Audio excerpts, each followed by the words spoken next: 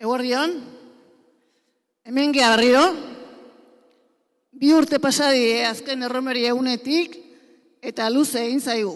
Luze, nekagarri eta aspergarri ere bai. Gure ilusio guztiak zokoratu erazi dizkigute. Zeharo desagertarazi gure egunerokotasunetik.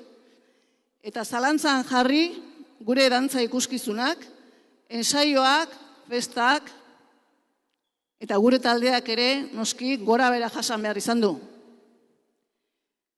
Baina ekaitzaren ondoren dator barealdia. Eta hor hasi ginen, kurso honen hasieran, pixkanaka indarrak hartu nahian, gutxinaka taldeak osatzen, ensaioa martxan jartzen, eta ilusioa taldean sortzen, eta lortu dugu, Kide berriak elkartu zaizkigu. Eta ensaioak gero eta potenteagoak egiten ditugu. Eta kurso amaiera gainean dugun hontan, ikusiko duzue indartsu dagoela taldea. Gogotsu zuei erakusteko beraiek egindako lana.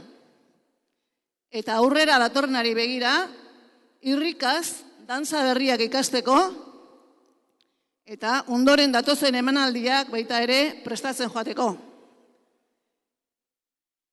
Gaurko egunak noski osagarri asko falta ditu. Horien artean bazkaria, sagardo proba, parranda nola ez, adibidez. Baina pauso handia eman dugu.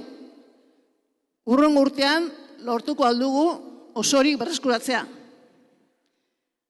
Aipatu nahiko nuke baita ere, Lierni gure dantza irakasle nagusia, zebeak hainbeste lan egiten du gure taldean, eta hemen egon nahi zuen, baina beste lan bat prestatzen ari die, oinkarin, eta hango ensaio bat ezin du utzi izan. Bai, beraientzako txalo bat eskatuko nizukela.